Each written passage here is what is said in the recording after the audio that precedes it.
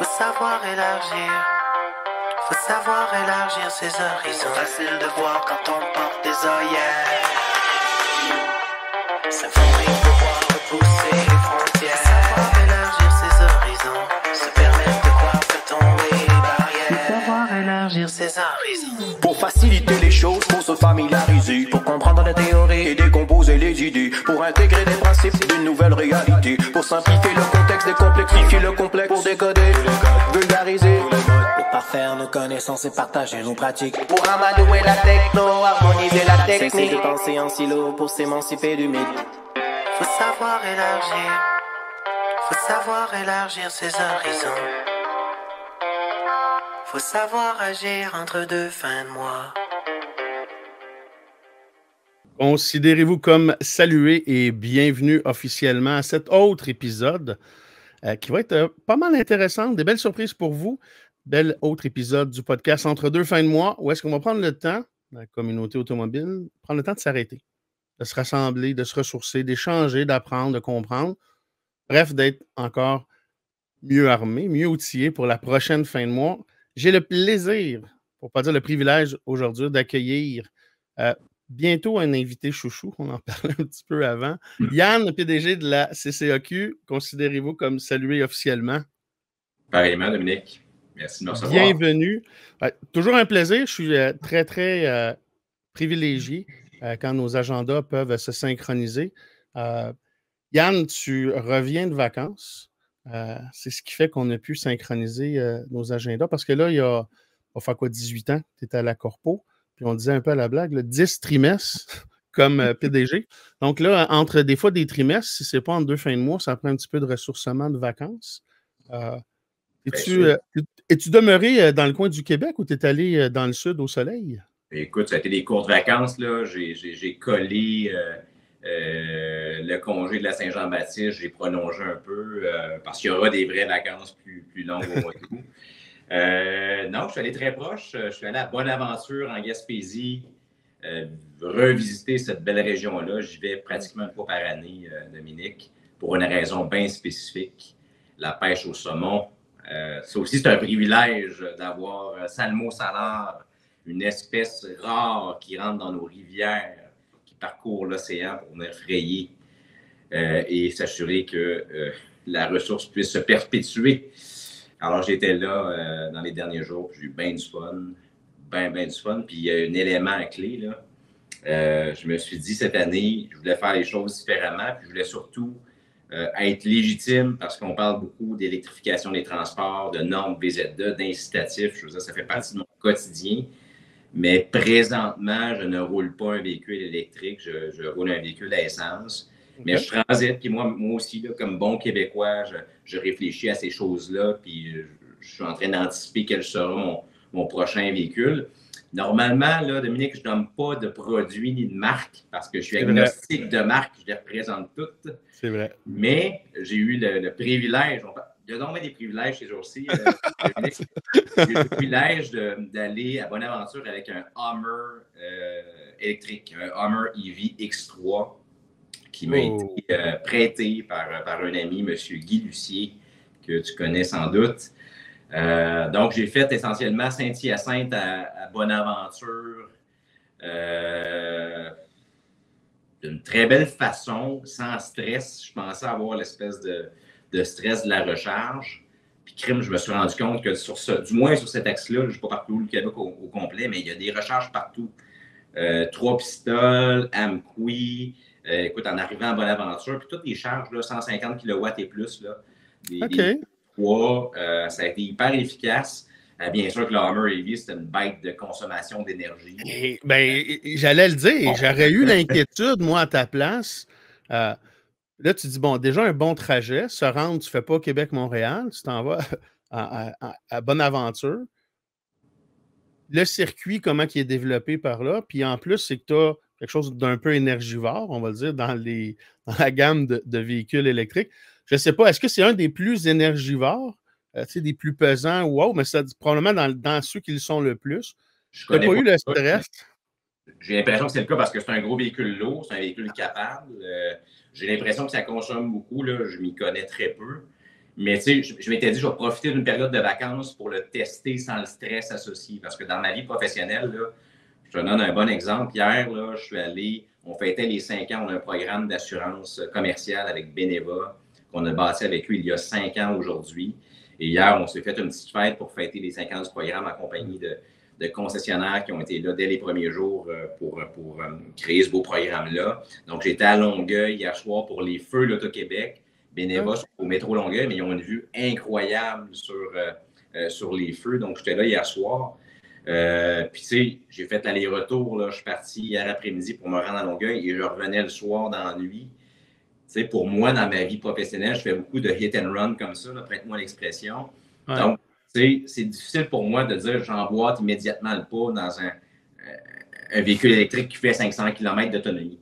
Là, c'est à peu près ça pour le Hummer EV, mais j'étais en mode vacances. Fait que je dis, regarde, ça va être relax, je le fais. Et j'étais même prêt à dire, ben là, c'est le long week-end de la Saint-Jean. Donc, j'ai anticipé avoir des temps d'attente sur les différentes bornes. En effet, oui. Il n'y a pas un endroit où j'ai attendu, Dominique. J'ai croisé une personne qui rechargeait son véhicule en même temps que moi. De mémoire, c'était à 3 pistoles. Mais en dehors de ça, j'ai eu le chemin libre. Ça a vraiment bien été. Bien content. Il faut que tu acceptes quand même que tu t'arrêtes peut-être une petite demi-heure pour le temps de recharge. Mais tu vas au Tim Hortons, tu prends un petit lunch, un petit café, tu fais tes petites occupations, puis écoute, ça va très, très bien. Puis le Hummer se recharge très vite. J'étais étonné du temps de recharge. C'est hyper efficace malgré que ça consomme beaucoup d'énergie. Ouais. L'autre affaire, c'est que j'allais au Saumon. Fait que tu comprends que j'étais sur le bord de la rivière Bonaventure, dans le bois. Écoute, mon ami, là, ce véhicule-là dans le bois, c'est incroyable comment ça porte bien sur un chemin forestier. Véhicule, c'est pas... Comment je dirais ça? Quand ça a sorti, j'ai dit GM veut faire une démonstration technologique, donc ils mettent toutes les bébelles là-dedans. Okay, ouais. Mais au final, c'est pas de la poudre aux yeux. Okay. C'est un véhicule qui fonctionne bien, qui est efficace. C'est un gros monstre, une bête, mais étant donné que les 4 roues tournent, tu as l'impression ça a la maniabilité d'une petite Fiat 500. Il y a quelque chose d'exceptionnel dans le véhicule. Là, c'est la première fois de ma vie, c'est la dernière que je parle d'un produit spécifique. Mais ce que je veux dire essentiellement, c'est que le produit électrique existe. Là, je l'ai testé. Je te dis pas que du jour au lendemain, dans ma vie professionnelle, je suis prêt à emboîter le pas vers du 100% électrique. Il me manque un peu de capacité d'autonomie, surtout en hiver avec la baisse que ça occasionne au niveau de la température, la baisse d'autonomie. Mais je pense que, en fait, j'en suis persuadé que le monde doit se diriger vers là, surtout dans un marché comme le Québec où l'hydroélectrique, donc on a une énergie propre. Puis bref, c'est ma réflexion que je te soumets. Puis tu sais, c'est drôle parce que tout ça se passe dans un contexte où, présentement, tu le sais sans doute, là, le premier trimestre de l'année a été pas le trimestre anticipé en termes de vente d'électrique au Québec, ni au Canada, ni ailleurs dans le monde. D'ailleurs, c'est assez tough ces jours-ci. Pour une multitude de raisons. Je pense que l'industrie fait face à des consommateurs qui ne sont pas comment je dirais ça? Des gens qui sont convaincus d'avance, donc on doit les convaincre de plus en plus. On n'est plus dans un marché d'adopteurs précoces, peut-être une expression, Dominique. Donc, challenge en lien avec les incitatifs au niveau canadien et québécois, c'est assez épouvantable ce qu'on a vécu depuis le mois de décembre dernier. Là. Il n'y a pas de prévisibilité, puis le public ne comprend plus ce qui se passe. Là. Rabais, pas rabais, rabais de où, rabais quand. Alors, ça complexifie, puis ça a comme conséquence de freiner l'ardeur des acquéreurs de véhicules électriques. Puis après ça, il y a la guerre commerciale avec Trump, les mesures, les contre-mesures de Carney, le prix des véhicules qui est conséquent.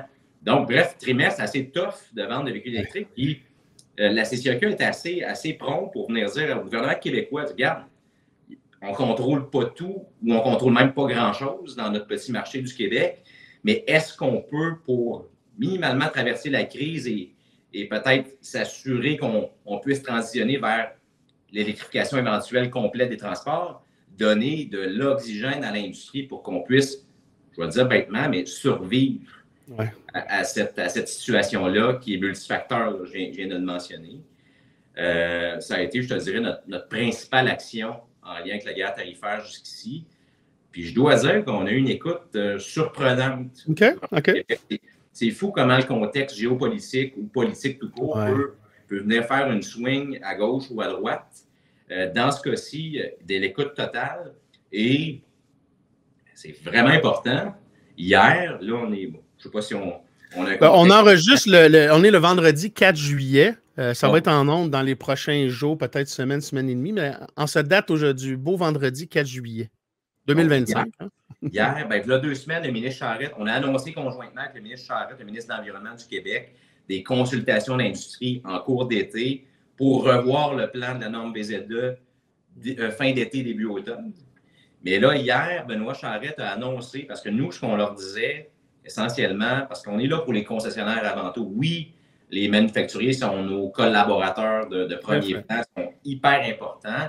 Mais ce qui arrive, c'est que les manufacturiers doivent faire des choix aussi d'allocation de véhicules sur différents marchés en fonction de la réalité de la demande, mais en fonction de la réalité légale et l'environnement réglementaire aussi. Puis là, ce qu'on entendait chez certaines marques, on n'aimerait pas là, mais que les allocations pour l'année modèle 2026, celle qui s'en vient dans les prochaines semaines, les prochains mois, qu'elle allaient réduire complètement leurs allocations pour le Québec parce qu'ils ne sont pas capables d'en arriver aux pourcentages qui sont requis. Pour 2026, là, présentement, c'est 32,5 % de ventes d'électrique qui sont requis par la norme du Québec. Il y a aussi un pourcentage requis au niveau fédéral, je pourrais en parler. Mm-hmm. Mais reste qu'on était dans une situation d'urgence et je dois dire que j'apprécie l'agilité de M. Charette de dire « OK, je saisis votre point. Moi, je suis là pour préserver l'industrie de concessionnaire avant tout. » Parce qu'au Québec, c'est nous autres, l'industrie automobile, là, les détaillants. Fait qu'il dit, OK, je comprends le point. On va tout de suite prendre une mesure, puis c'est ça qui a été annoncé hier. Oh. Il a dit, garde, en attendant de finaliser la consultation des 14 manufacturiers assujettis à la loi puis de la CCAQ cet été, je vais tout de suite envoyer un message. Les hybrides tout court, donc les hybrides non branchables, vont être comptabilisés dans la nouvelle norme BZ2 lorsqu'elle sera revue dans les prochaines semaines. Okay. Donc, il va y avoir un demi-crédit qui sera alloué à ces véhicules-là. Et il a dit, regarde, moi, j'aimerais ça, je veux dire, promouvoir une autonomie un peu plus importante dans les hybrides branchables. Donc, les véhicules de 80 km et plus d'autonomie hybride branchable vont bénéficier d'un plein crédit. Donc, déjà, c'est pas la mesure totale et finale. C'est une mesure qui a de l'impact, là. Yann, je vais essayer de faire la part des choses, puis je vais le faire vraiment pas comme un gars de l'industrie, parce que sur ce sujet-là, je me suis tenu un peu à l'écart des mises à jour puis de l'information, mais d'un point de vue consommateur, puis si je résume en 2 secondes, c'est comme si l'industrie automobile, des hybrides, des électriques, bon, il y en a depuis des années, on le sait, l'industrie faisait une transition qui est probablement était selon l'offre et la demande et la réalité des marchés. Il est arrivé des gouvernements dans plusieurs endroits à dire voici des obligations, voici des contraintes, voici des chiffres ou des quantités électriques, par exemple. J'ai toujours trouvé, d'un point de vue consommateur, là, en dehors, que ça ne faisait aucun sens. Tu sais, c'est comme, il faut laisser les industries, à un moment donné, oui, pas se réguler, mais il y a un rythme dans la transformation. Donc là, on a eu l'impression que c'est allé très rapidement. Il y a plein d'impacts et d'inconvénients, je vais le dire comme ça, autant pour les manufacturiers que les concessionnaires. Les consommateurs, les early adopters qui ont eu les rabais, bon, très appréciables. Mais là, si ça continuait comme ça, sans des changements ou des ajustements, puis même s'il n'y avait pas eu Trump et toutes ces décisions, je vais rester politically correct, fait que même si Trump n'avait pas été de l'enjeu, il aurait dû avoir probablement aussi des ajustements ou des allègements parce que ça ne faisait pas de sens. Puis je l'entends de plusieurs manufacturiers, puis je vois les contraintes au niveau des inventaires avec les concessionnaires, comment ça a l'impact. Fait que là, si je comprends bien, hier, avec en partie le travail que la CCAQ vous avez fait, il y a eu une espèce d'amendement ou d'allègement. J'avais vu passer la nouvelle ce matin en lisant dans l'actualité, je ne comprenais pas le lien. Donc, il y a eu un allègement au niveau de la comptabilisation pour donner un break, on va le dire comme il faut, donner un souffle un petit peu pour autant les manufacturiers que les concessionnaires. Ça va être des crédits, des demi-crédits selon 80 km. Ça s'est fait pas après 3 ans d'études. Ça a été extrêmement rapide comme décision puis comme engagement, non? Ça a été rapide. Je ne te cacherai pas, Dominique, il y a des représentations qui se font en ce sens-là, puis ça précède évidemment la guerre tarifaire.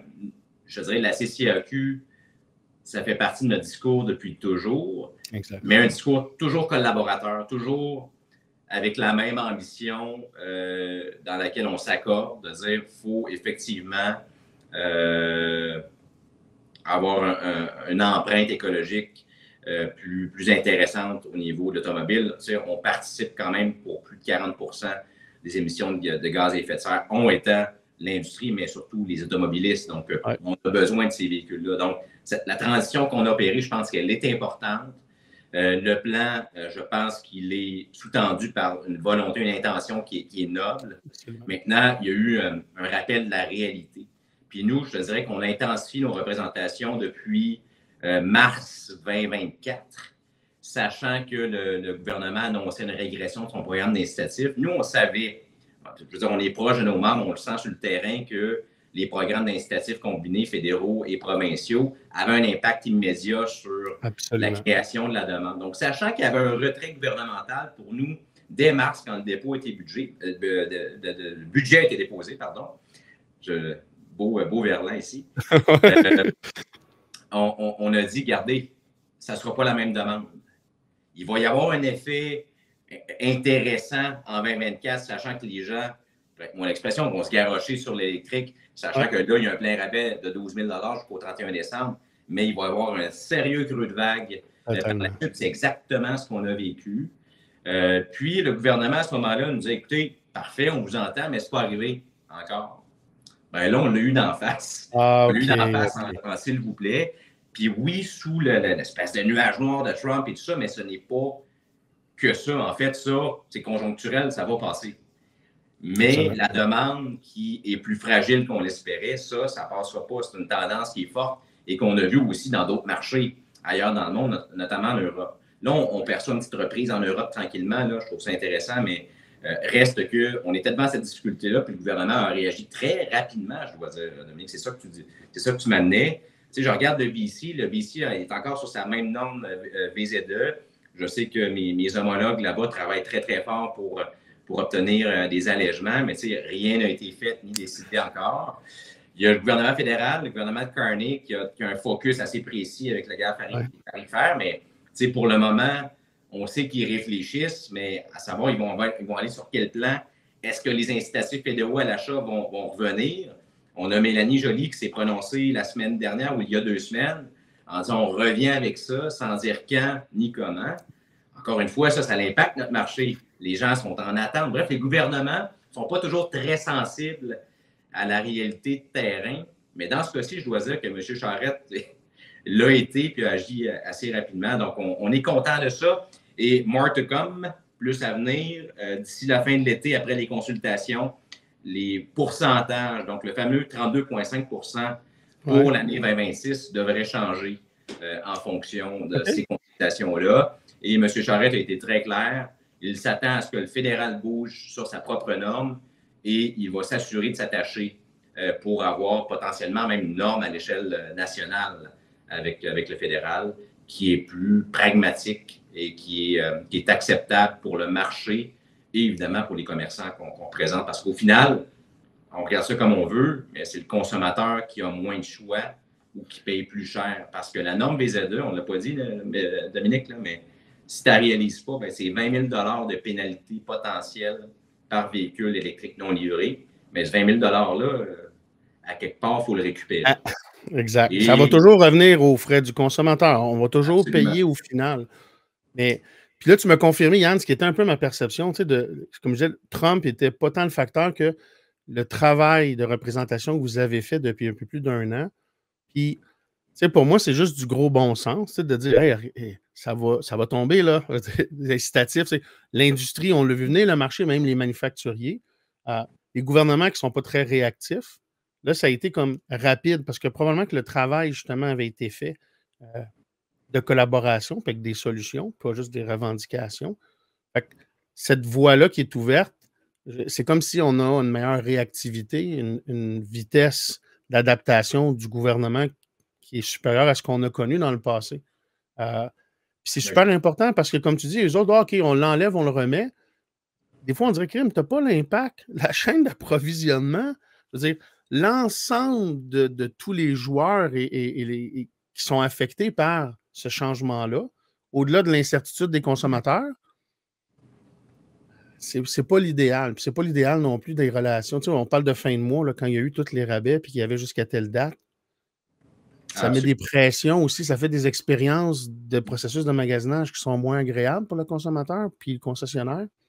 Je suis bien content, puis chapeau à vous de faire ces représentations-là, parce que c'est souvent des choses qui passent justement un peu plus dans l'ombre, à moins qu'on ait un peu de résultats comme aujourd'hui, mais c'est un gros travail de coulisses qui se fait sans arrêt et en continu.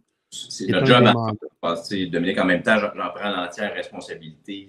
C'est le mandat que nous confie le Groupe des concessionnaires du Québec. Puis, c'est pourquoi les gens commencent à le connaître. Là. Moi, j'ai Charles Robert ici, que j'ai engagé, qui fait ça à temps complet. Là. Je veux dire, la fonction est trop importante pour que, à mon avis, puis ça, c'est une décision que j'ai prise évidemment avec mon conseil d'administration, mais que la fonction de représentation gouvernementale soit supportée que par le PDG, parce que veut pas, so much I can do dans une journée, puis ce dossier-là de représentation gouvernementale mérite un investissement de temps à temps complet. Fait que ça va très bien. Puis, tu sais, Yann, je me permets. Oui, vas-y, excuse-moi. Je m'excuse de t'interrompre. On a peut-être un petit lag là, avec le Wi-Fi, mais je veux juste renchérir sur ce que tu dis. Tu as fait l'acquisition d'un joueur. Hein, il y a bien des échanges de ce temps-là. Pas juste au niveau du temps, mais au niveau de l'expertise aussi, puis le message que ça envoie aussi de comment on va être, nous, impliqués dans le processus.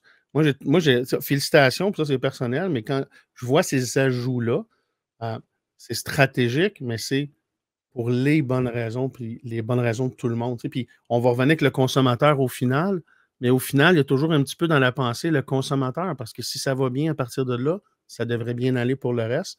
Fait que je trouve que c'est un très beau, très, très belle acquisition. Merci. Puis ça nous permet, puis tu l'as rencontré d'ailleurs entre deux sommets, je pense en Estrie. Puis tu sais, il y a une chose que tu as mentionnée, Dominique, qui pour moi résonne beaucoup, c'est de dire que les gouvernements, parfois, vont prendre des décisions sans avoir une sensibilité sur ce qui se passe sur le terrain, sans avoir une compréhension sur ce qui se passe. Ouais.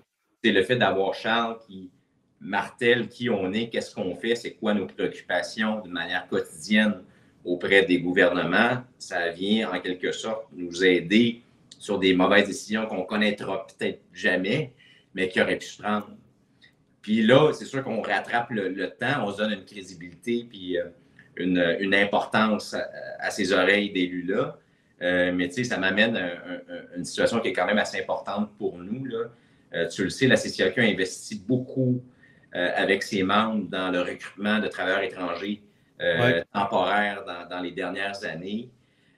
Puis, je ne veux pas rentrer dans les détails, mais les deux paliers de gouvernement, tant fédéral que provincial, nous ont complexifié la tâche considérablement dans les 18 derniers mois en restreignant notre capacité finalement à aller chercher des Marocains, des Tunisiens pour travailler dans nos ateliers, dans nos carrosseries. Mais c'est une chose, à un moment donné, le taux de chômage s'est mis à augmenter un peu. La pénurie de main-d'œuvre s'est mis à régresser un peu. Puis pour deux raisons, il y a le contexte économique, mais il y a aussi le fait qu'on a posé des actions justement en allant chercher des travailleurs étrangers. Donc, c'est normal qu'on ait de l'impact en quelque sorte. Mais toujours est-il que le gouvernement fédéral a pris la décision de restreindre le pourcentage de travailleurs étrangers temporaires dans une organisation à 10 % d'effectifs. Et ça, encore une fois, là, on revient exactement sur ce que je disais, ça tient pas compte de la réalité du terrain. C'est pas partout, là, je veux dire, mais en Abitibi, c'est à Côte-Nord. Moi, j'ai des concessionnaires qui ont plus que ce 10 % parce que ça fait des années qu'ils ont investi pour aller chercher de la main-d'œuvre qui n'existait pas au Québec, là. Je tiens à être bien clair, pour combler leurs besoins. Puis, on se retrouve avec une main-d'œuvre qui est devenue pleinement intégrée, fonctionnelle, pleinement implantée dans leur milieu. Là, je te parle d'Abitibi et de la Côte-Nord, qui se sont fait une vie, ni plus ni moins. Et en raison, je veux dire comme ça, de mesures plaquées mur à mur décidées par un gouvernement dans une tour à quelque part, dans un parlement à Ottawa ou un bureau à Ottawa, décide que non, ça va être 10 %. Pourquoi 10 %? Attends un peu, viens chez nous, là, viens voir dans ma shop, viens voir mon atelier, puis regarde les gens qui y travaillent, puis regarde la synergie, puis by the way, je veux dire, sa femme est arrivée aussi, elle travaille aussi comme infirmière dans l'hôpital local. Alors toi, parce que tu as décidé que c'est 10 %, je dois laisser aller cette main-d'œuvre-là qui s'est investie et sur laquelle j'ai investi, que l'État canadien s'est investi. C'est épouvantable. Attends, je t'interromps, je m'excuse parce que là, je suis trop de bonne humeur. Juste comprendre deux affaires. Une, est-ce que le quota de 10 % fait en sorte que ceux qui avaient déjà, il n'y a pas une clause grand-père? Là, ça s'appliquerait rétroactivement. Absolument. OK. Et ma deuxième sous-question, parce que moi, je suis un simple citoyen qui paye des taxes, là, je suis un peu innocent. Le 10 % je me suis dit, bon, de où tu prends ça? Puis de deux, mon réflexe, je ne suis pas un gestionnaire de gouvernement, mais ça devrait être juste, si dans mon industrie, je vais parler de l'agriculture, pour prendre l'exemple facile. Tu es en train de me dire que dans l'agriculture, je ne pourrais pas avoir plus que 10 %? Bon, là, les temporaires et autres, là, ils vont jouer. Mais le principe, c'est, si j'ai une industrie où est-ce que je ne suis pas capable de recruter ici, je dois aller, mets-moi pas un pourcentage, mets-moi un 10 % pour des industries qui diraient non, il y a de la main-d'œuvre québécoise ou il y a de la main-d'œuvre sans emploi. Ben là, je te mets une limite de 10 %. Je peux comprendre le principe pour protéger, pour ne pas dire, ben, il y en a qui vont profiter, bon, avoir de la main-d'œuvre qui pourrait être moins dispendieuse ou peu importe les raisons. Je comprends le principe. Mais là, c'est dans une industrie comme l'agricole ou l'automobile, puis on le vit, puis même pas juste en région. J'en connais, moi, dans la grande région de Montréal, puis sur la Rive-Sud, qui ont plusieurs employés, entre autres avec vos services qui ont... Je ne peux pas concevoir. Là, la question qui me vient à l'esprit, c'est, vous allez être sûrement sur le dossier, ce qui est sûrement déjà le cas, mais moi, je suis un concessionnaire en Abitibi. J'ai-tu vraiment une crainte de perdre des employés puis de devoir me départir d'employés? C'est-tu vraiment ça que ça fait? Absolument. Si tu poses la question concernant de l'Abitibi, puis je les vois, je vais minimalement 2 fois par année. Puis ce qui est le fun avec l'Abitibi, c'est que quand on se déplace et on fait un meeting, tout le monde est là. Et c'est la préoccupation numéro 1. Tu sais, comme concessionnaire, il arrive un lundi, là, il ouvre la porte, puis bon, qui est là aujourd'hui, qui n'est pas là? Puis est-ce que je vais devoir déblayer des véhicules moi-même ou passer le balai? Est-ce que je vais devoir donner un coup de main dans l'atelier mécanique? Heureusement, c'est des gens compétents et débrouillards, mais reste que c'est pas comme ça qu'on bâtit quelque chose puis qu'on bâtit des organisations pérennes dans le temps. On a besoin de main-d'œuvre. Puis là, tu sais, c'est une chose de ne pas aller en chercher de la nouvelle là, au Maroc. Tu sais, bon, c'est un choix, mais de se départir, je vais dire comme ça, de ressources riches sur lesquelles on a investi, qui sont pleinement intégrées, qui correspondent même à certaines orientations gouvernementales, de dire ben, c'est en région que les besoins se retrouvent. Arrêtez le mur à mur, arrêtez de nous créer des boîtes pour qu'on rentre dedans. On ne fit pas dans la boîte, c'est tout. Ajustez vos politiques. Puis, je veux juste dire une chose, le ministre Roberge, le ministre québécois, on a eu une rencontre avec son cabinet. Il a accepté de défendre le dossier auprès d'Ottawa. Fait que j'ai trouvé ça assez intéressant de voir le ministre Roberge ajuster sa propre politique pour dire, ben regarde, les travailleurs étrangers, là, est-ce qu'on peut les permaniser, là? Je ne sais pas si c'est le mot existe. Puis après ça, going forward, pour les futurs, OK, on comprend qu'on va fermer le robinet un peu. Bon, je suis plus ou moins d'accord, mais je peux... Oui, c'est ça. Même ça, je ne suis pas d'accord de fermer le robinet, mais c'est un deuxième combat, mais ça n'a aucun sens, puis je vais le dire comme citoyen. Si tu as des entreprises, puis tu dis qui plus est, qui sont en région, qui ont fait tout le travail, puis que tu as des gens dévoués puis engagés, expliquez-moi la logique, ça me dépasse. Oui, c'est ça. C'est des politiques qui ne tiennent pas compte de la réalité du terrain. Puis je pense que les groupes d'intérêt auraient tout intérêt, excuse-moi, là, mais à amener ces politiciens-là, venir prendre un café dans nos organisations, débarquer sur le terrain, regarde, viens voir c'est quoi la réalité. Là. Viens un lundi matin, là, on prend un premier café, puis je t'amène dans mon organisation, puis tu vas voir comment ça se passe. Je pense que c'est une des clés du succès. Puis moi, Charles, c'est ça qu'il fait. Il explique full-time à ces gens-là c'est quoi notre réalité et ça passe par là. Puis je dois dire qu'on est en train de se donner une belle crédibilité là, d'un point de vue image publique et perception même au niveau du gouvernement du Québec. Tu sais, écoute, la multitude de consultations auxquelles on est invité dans les prochaines politiques du gouvernement du Québec, là, disons que l'automne va être assez achalandé pour nous. C'est fou, fou, fou. Parce qu'ils veulent savoir ce qu'on pense puis c'est quoi notre réalité. Fait que déjà, je ressens qu'on a semé longtemps, là, mais on commence à récolter sérieusement. Alors, je suis assez fier de ça.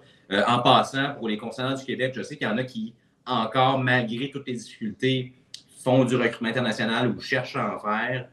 Moi, j'ai encore une agence qui s'appelle Mobilo. Oui. Je veux dire comme ça, évidemment, de difficultés en lien avec le cadre réglementaire. On n'offre plus le service directement, mais on s'assure de faire un lien avec des entreprises en référencement qu'on est allé solliciter, en laquelle on a confiance. Là, je pense à Walkway et à Canadian, deux partenaires.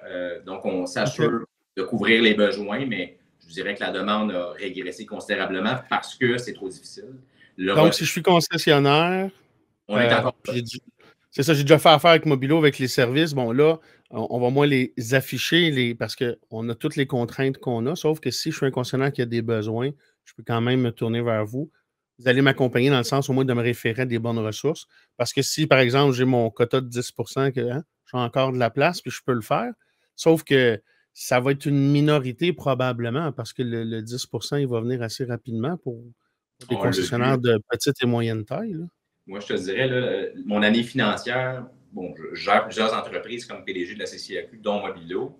On était parti avec beaucoup d'ambition cette année avec Mobilo. On avait fait des budgets conséquents parce que je pensais monter en échelle cette belle entreprise-là qu'on a bâtie. Puis c'est vraiment pas ce qui s'est présenté. Au contraire, il y a une baisse de demande parce que bon, c'était trop compliqué et le retour sur l'investissement était moins présent. Donc, bref, ça a fait en sorte qu'on a diminué nos activités au minimum. Mais on procède par référencement parce que, bon, j'ai des gros partenaires qui, eux, avec le volume qu'ils ont, font pas juste affaire avec l'automobile, peuvent prendre ces mandats-là. Donc, appelez-nous si vous avez des besoins. On est là pour ça. Mais là où on va agir le plus. Là, tu vas peut-être me devancer. J'allais t'amener sur vous aviez déjà commencé à travailler une alternative pour recruter local. C'est peut-être là que tu voulais aller. Je fais peut-être l'erreur de ne pas te laisser aller, mais ma carrière en concessionnaire, exact. Qui va être un des éléments centraux pour le recrutement pour les concessionnaires. On est dans notre deuxième année. Peut-être pour ceux, un petit refresh, c'est ça, pour ceux qui n'avaient peut-être pas vu le lancement ou un peu. C'est la deuxième année déjà? Là, c'est la deuxième année qui le lancement de la campagne n'est pas fait. Ça va aller à la fin août. Souvenez-vous, l'an dernier, dans le contexte du Grand Prix de Montréal, on a lancé cette initiative-là à grand déploiement. On était partout au Québec en campagne. Puis, il y avait un site associé, Ma carrière en concessionnaire, qui était le Tinder et qui est toujours le Tinder je ne dirais pas du recrutement automobile, mais des emplois automobiles. La proposition ou l'intention, c'est-à-dire faut aller chercher du 109 dans l'automobile. On a des formidables emplois, puis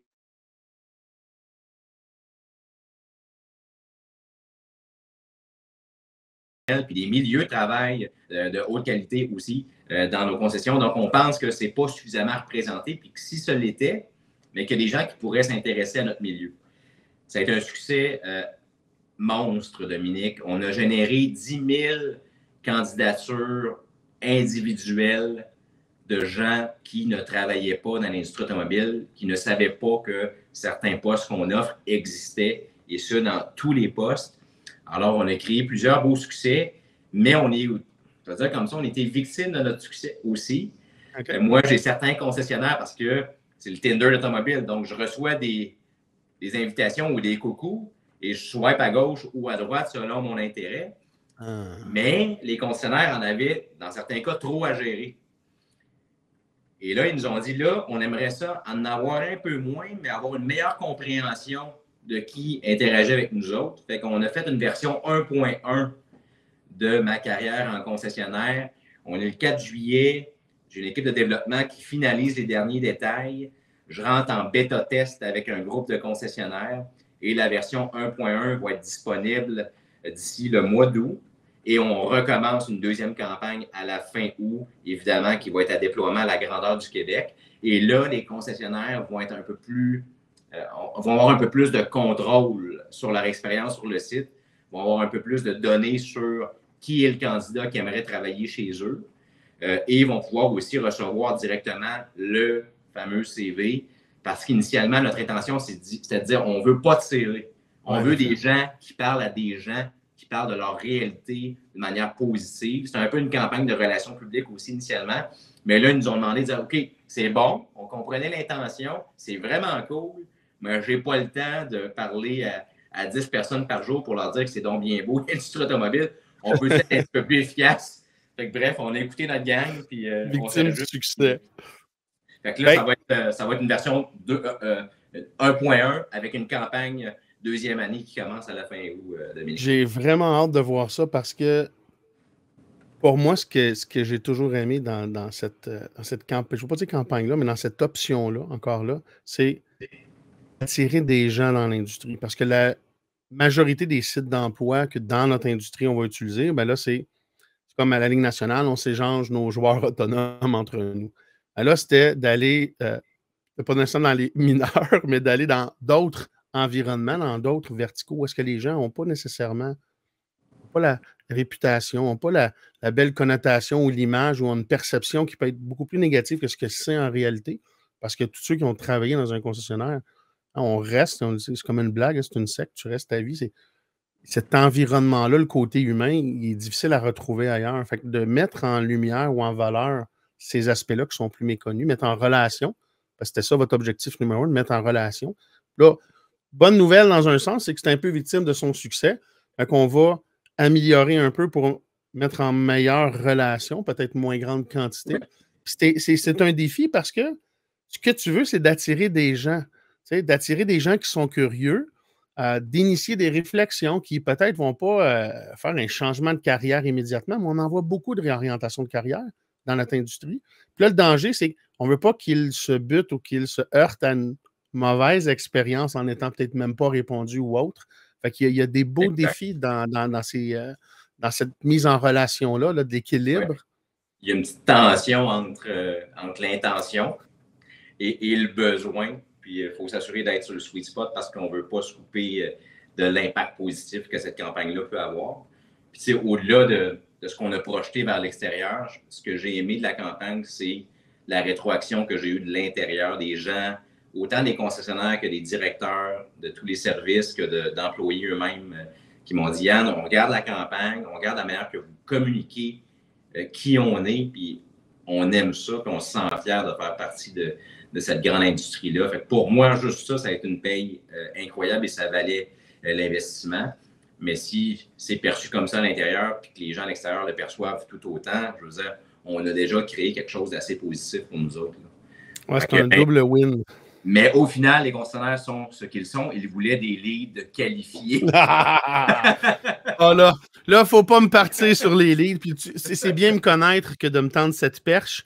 Puis là, je suis en train d'écrire des articles puis de faire des affaires justement sur les leads là, pour m'amuser avec ça, mais je ne veux pas ouvrir cette parenthèse-là. Mais ce que moi, j'avais aussi sur le plancher, sur le terrain, c'était la fierté. Ce qui revenait, parce que pas qu'on s'attendait à avoir 75 CV de personnes prêtes à travailler, c'était pas ça l'intention, mais le travail aussi qui est un peu en collaboration avec tout ce qui est réputation, l'image, donc ces fiertés qui revenaient souvent, puis il y a eu des beaux cas. Puis je vais servir du mot fierté pour te parler d'un autre sujet qui, des fois, peut faire qu'on est un petit peu moins fier, mais je veux t'amener sur ce sujet-là pour revenir encore un petit peu plus tard, mais j'ai entendu parler que et je ne sais pas si c'est une première, peut-être tu pourras me le confirmer, mais que l'OPC, l'Office de protection du consommateur, aurait fait un retrait de permis pour un concessionnaire automobile. Est-ce que c'est possible? Est-ce que j'ai entendu des bonnes informations? Ton information est bonne, Dominique. Effectivement, c'est la semaine dernière que ça a été officialisé là, par communiqué de presse de l'OPC. Donc, retrait complet du permis d'un commerçant. Ce n'est pas un concessionnaire. C'est un marchand de véhicules d'occasion. Mais bon, au niveau du fond, c'est la même situation. Donc, l'OPC qui agit fermement sur un commerçant en retirant complètement son permis. Donc, oui, une première. Ça fait en sorte, ni plus ni moins, que le commerçant ne peut plus opérer avec son permis. Donc, il ne peut plus vendre de véhicules, ni plus ni moins. Donc, c'est une peine que je qualifierais de capitale, mais en même temps, c'est une peine qu'on n'a pas le choix de saluer comme corporation, comme industrie, parce que la pratique soulevée, je veux dire, on parle de recul d'odomètre. OK, c'est ça qui fait. OK. Alors, mais je trouve quand même que c'est intéressant. Ça met en lumière, je dirais, la nouvelle philosophie de l'Office, qui n'est pas étrangère aux discussions et à la collaboration qu'on peut avoir avec elle. C'est de dire, si je n'agis pas de la bonne façon et parfois fermement quant à certaines pratiques des commerçants qui sont sous ma sphère de régulation, là, de responsabilité, ben, je suis en train de créer un problème pour l'ensemble de cette industrie-là. Donc, l'important, c'est d'agir de la bonne façon et fermement quand il le faut pour que l'industrie se rajuste et surtout pour que l'industrie ne supporte pas l'odieux de l'ensemble des pratiques qu'on peut voir parfois. Donc, pour nous, c'est bienvenu. Pour nous, c'est complètement raccordé avec l'ambition qu'on a de regagner la confiance des consommateurs. Puis, tu sais, la corporation, là, je veux dire, pour moi, c'est très clair aujourd'hui, ne va plus défendre l'indéfendable. Là. Ça a été parfois le cas par le passé pour une multitude de raisons, puis le contexte était différent aussi. Mais les concessionnaires ont fait le choix que ça serait différent dorénavant en avril 2023. Ça fait 2 ans maintenant au premier sommet. Donc, moi, je me retrouve à être le porteur de cette décision-là dans toutes les activités de la CCAQ, puis dans nos relations publiques aussi. Donc, on a salué publiquement la décision de l'Office, Dominique. Fait que oui, c'est une première d'importance qu'on vient de voir. Là. Bien, je suis content d'entendre, mais pas surpris que vous avez salué la décision parce que justement, on vient encore avec le consommateur à la base. On peut-tu faire les choses de la bonne façon? Fait que des pratiques, je vais dire, répréhensibles comme celle-là, ça doit être puni. Puis il faut que ça soit puni. Tu disais peine capitale. Pour moi, c'est ça qui est nécessaire pour rebâtir la confiance. Comme consommateur, quand je vois ça m'inspire confiance. Ça va faire peur à d'autres aussi. Il y a ça de dire, oh, OK, là, c'est commencé, c'est possible. Donc, il va y avoir un beau nivellement par le haut, je crois, d'un point de vue consommateur. Tout à fait.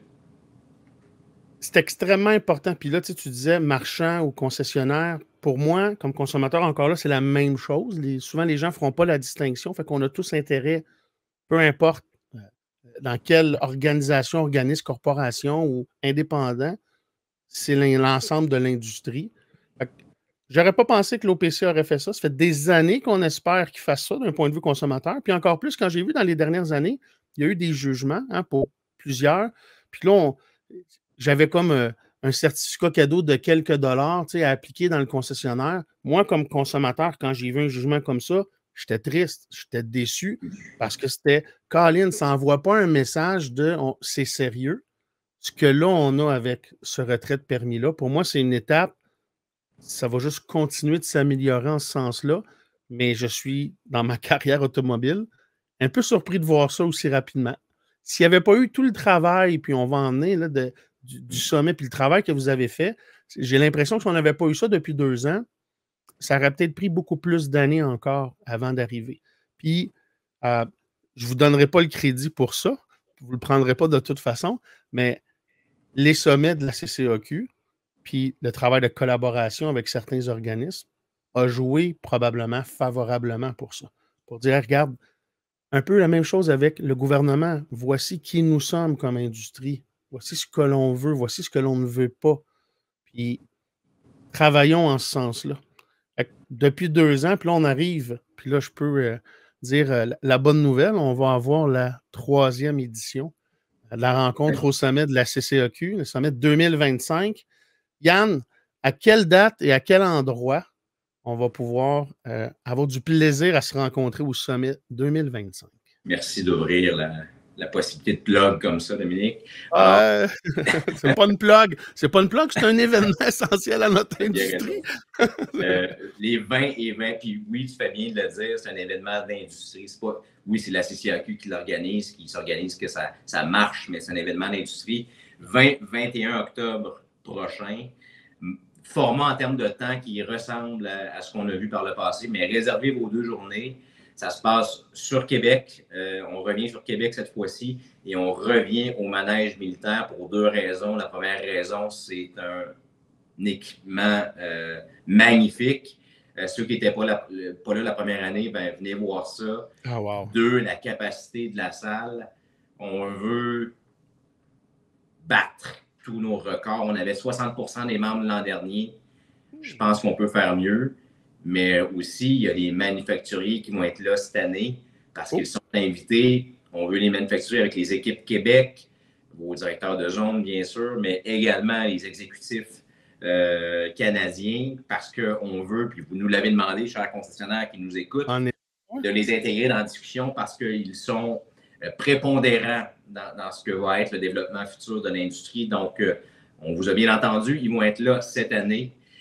Donc, je veux faire de cet événement-là l'événement le plus important d'industrie qu'on n'aura jamais vu au Canada de toujours. Et ça s'enligne très bien. Vous ne voudrez pas manquer ça. Puis, tu sais, oui, on va faire un état du parcours qu'on a eu jusqu'ici. Puis, je pense qu'on a fait un bon bout de chemin. Dominique, tu es en train de me lancer des fleurs ou de lancer des fleurs à corporation. Mais je pense que tu as raison de dire qu'on a beaucoup de chemin de parcouru déjà.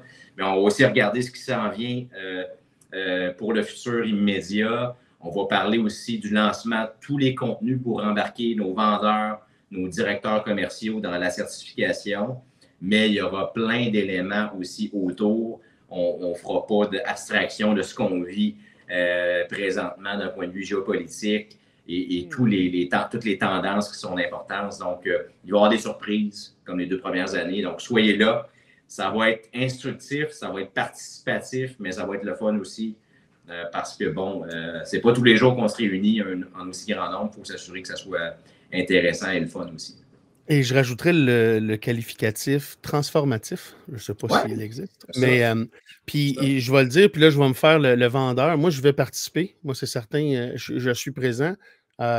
Puis que ce soit les concessionnaires, les partenaires, les fournisseurs, puis là, les manufacturiers, wow, belle surprise, je vais en reparler.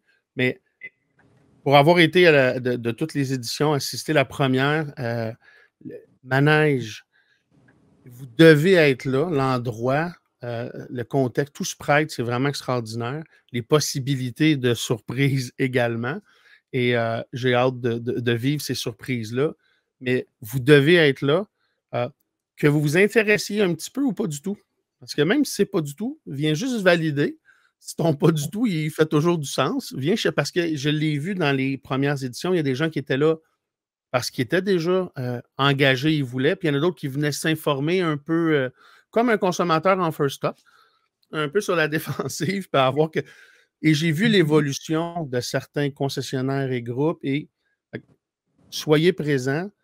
Puis là, Yann, je ne sais pas les capacités, tout ça, fait que je ne veux pas faire de trouble, mais amenez le plus de monde de votre équipe de direction, des concessionnaires, des gens engagés. Les fournisseurs, les partenaires, on est là, mais je vais dire en nombre limité, ce qui est bien aussi parce que la grande majorité de l'audience puis de celle qui fait le travail, c'est les concessionnaires. C'est vraiment, je vais dire, votre rencontre, parce que je dis toujours notre, là, je me considère comme un concessionnaire dans le sang, mais c'est notre rencontre, les concessionnaires, comme tu as dit, qui est organisée. Là, vous amenez les manufacturiers. Ce que ça veut dire, Yann, pour moi, c'est qu'on va avoir des bonnes et vraies discussions, conversations, où on va entamer des bonnes conversations et des bonnes discussions. De mémoire, moi, depuis 20 quelques années dans cette industrie-là au Québec, je n'ai jamais vu un événement qui regroupait, on va dire, le tiers 1, tiers 2, tiers 3 comme ça. C'est vraiment une belle surprise. Je n'aurais pas pensé que vous auriez été aussi rapide avec l'invitation et la collaboration des manufacturiers après une 3e édition. Là. Chapeau à l'équipe. En même temps, tu as raison, mais ce n'est pas les décisions de Yann ni de l'équipe de la CCAQ. À chaque édition, pour ceux qui l'ont. En fait, la majorité de ceux qui nous écoutent étaient là dans c'est vous qui êtes maître du excuse-moi, mais du pacing, du rythme, puis de la manière, puis de la vitesse à laquelle on avance dans ce plan-là. Puis, c'est les concessionnaires eux-mêmes qui ont le vent avant de dire, là, il faut que les manufacturiers soient là parce qu'il y a des éléments qui les touchent directement. Puis, si les manufacturiers ne sont pas investis de cette grande ambition-là, on n'y arrivera jamais. Puis pour moi, ça a été hyper clair. Mais il fallait quand même, comme groupe, je veux dire, on est là pour les concessionnaires avant tout, qui prennent leurs propres décisions avant d'intégrer les manufacturiers. Là, l'année 3, je pense que c'est juste le bon moment pour les intégrer, Dominique. On est trop rapide, on est trop lent. Je pense qu'on est pas mal à quelque part entre les deux. Mais l'important, c'est qu'on avance, puis on avance avec le groupe, puis au rythme que le groupe est capable d'avancer aussi. C'est ça, j'allais dire. Je pense que la vitesse n'est ni trop rapide. La vitesse est bonne dans le sens que c'est la vitesse du groupe, c'est ce qui est demandé. Puis même moi, à certains égards, puis vous aussi, la Corpo, il y a eu des surprises dans les premières et deuxièmes éditions, comme des demandes. Hey, on veut ça. Ouais, nous, on pensait justement que vous respectiez un peu le rythme, pas aller trop vite, on va les laisser, mais on se rend compte que non, ça veut aller plus vite que la machine. Donc, l'intention, elle est bonne. Puis ce qu'on va, entre autres, vivre, il y a beaucoup d'ateliers, il va y avoir beaucoup de surprises, comme tu as dit, mais une des éléments, ça va être l'étape numéro 2, la certification, parce qu'on a eu l'année passée la première étape, qui était, je vais dire, la haute direction. Puis Yann, peut-être pour ceux qui n'ont pas eu le privilège d'avoir l'information pour la deuxième étape, en quoi va consister la deuxième étape, la certification? Donc, tu sais, dans les faits, la certification vise tous les publics qui ont un contact client allant du concessionnaire en titre jusqu'évidemment aux vendeurs et au directeur commercial. Éventuellement, on va embarquer les aviseurs techniques aussi, Dominique, parce que c'est de première importance. Nos gens en arrière sont hyper importants aussi. C'est juste que, bon, l'idée, c'est de bâtir une confiance avec les consommateurs. Donc, vraiment, on focus sur l'interface consommateur. Donc, étape 2, souvenons-nous que l'étape 1, c'était, tu l'as dit, la haute direction ou les gestionnaires d'équipe. Donc, concessionnaire en titre, DG, directeur des ventes, directeur des fixes. Les concessionnaires devaient se nommer des responsables aussi avec la certification. Ces gens-là sont invités à participer au sommet le 21 octobre. Là. Donc, pas seulement le concessionnaire en titre, mais vos gestionnaires, vos responsables nommés, on les veut aussi. En passant, vous n'avez pas commencé encore la certification ou vous êtes en cours de, venez, là. C'est pas un événement pour les certifiés, c'est un événement pour les concessionnaires. Là. Tu ne vas pas me demander mon tatou de certifié pour rentrer, Yann. Donc, c'est bien important, cette petite parenthèse-là, mais si je suis un concessionnaire qui n'a pas commencé la certification ou qui pensait le faire, je n'ai pas besoin d'avoir fait l'étape numéro 1 pour assister au sommet, où est-ce qu'on va nous présenter l'étape numéro 2, parce que de toute façon, je vais les faire linéairement. Fait que très bonne précision. Hein. Parfait. Puis, donc, étape 2, représentants aux ventes, directeurs commerciaux. Les contenus, il ne faut pas trop le dire, mais sont disponibles déjà dans notre espace certification sur le site web de la CCAQ depuis le 16 juin. Donc, il y a des contenus, il y en a selon le parcours qui va être défini, là, entre 2 et 3 heures de contenu. On touche beaucoup à la conformité là, pour commencer, mais on le rattache beaucoup au code d'éthique de la certification qui a été lancé avec les valeurs liées à la confiance. Mais l'idée, c'est que les représentants aux ventes et les directeurs commerciaux sont trop importants dans la vie des consommateurs, dans le processus d'achat d'un véhicule pour qu'on galvaude ou qu'on n'est pas assez loin dans leur compréhension de leur environnement de conformité ou environnement légal. Donc, notre prétention ou notre intention, c'est de dire que le représentant aux ventes ou le directeur commercial, ainsi que les gestionnaires qui ont suivi le parcours, ont non seulement compris, mais ont intégré leur environnement légal pour ce qu'ils font comme activité avec le consommateur. Donc, ils sont capables d'avoir une approche complètement conforme. Après ça, on saupoudre nos contenus des valeurs, encore une fois, je le répète, de la confiance pour que, je veux dire comme ça, la réflexion se fasse et que le comportement éventuellement pourra évoluer. Aussi, c'est de première importance, le fameux comité de discipline. Pour la majorité des concessionnaires qui étaient là l'an dernier, c'était un élément clé de la certification. Autrement dit, il ne peut pas y avoir une certification crédible sans un comité de discipline qui a la capacité d'agir. Petite nouvelle, on fait un congrès une fois par année, tu le sais sans doute, Dominique. Souvent, on va à l'extérieur du Québec et on y tient notre Assemblée générale annuelle. À notre Assemblée générale annuelle, on a changé les règlements de la CCAQ pour y intégrer le comité de discipline.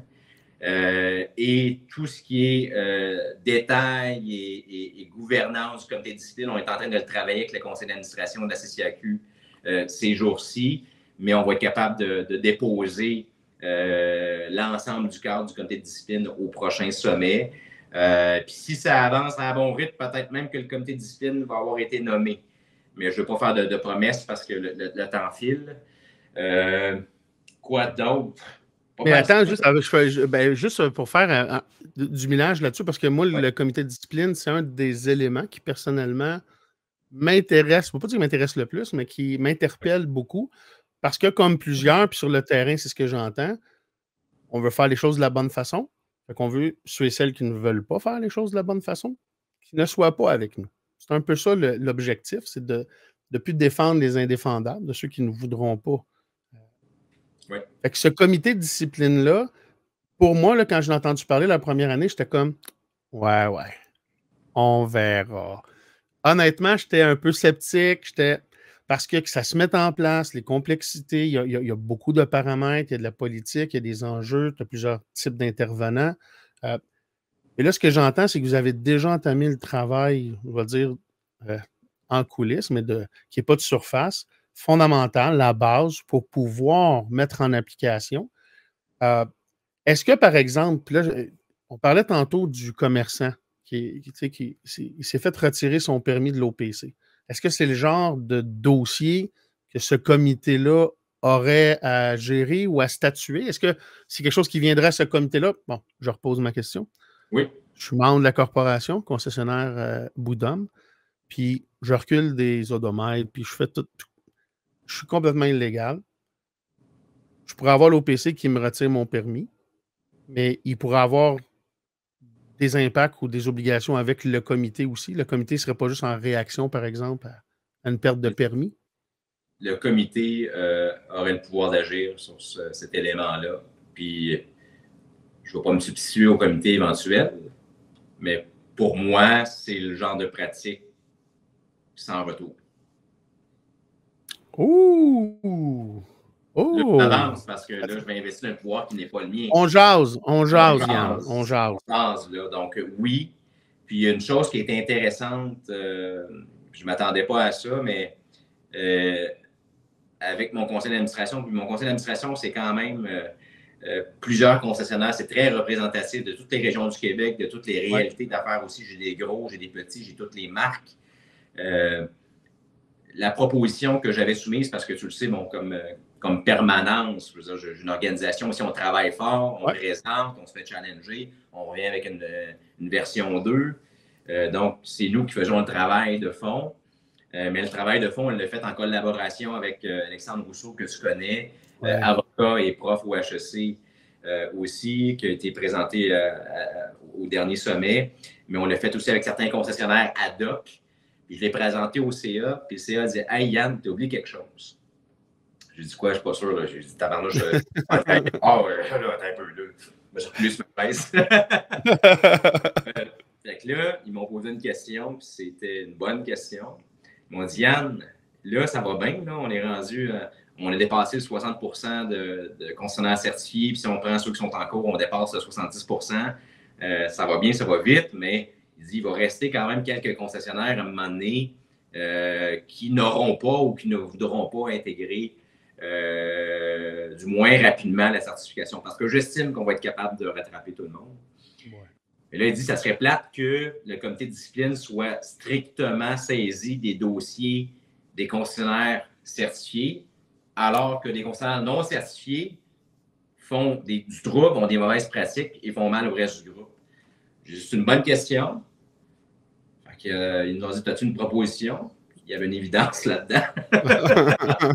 J'ai dit, OK, ben, le comité de discipline va être responsable non seulement d'appliquer la certification puis le code d'éthique de la certification, mais également du code d'éthique général qui est existant, mais qui n'a jamais, à mon sens, été appliqué jusqu'à présent, mais elle va être investie d'appliquer ce code d'éthique-là. Donc, la même situation dont on parle, recul de nomètre, c'est un des cas les plus scabreux, disons-le. C'est ça, facile, exact. Ouais. Il est facile à juger. Ce cas-là, je suis un concessionnaire non certifié qui est membre de la CCAQ. Le comité de discipline va être investi du dossier et pourra agir.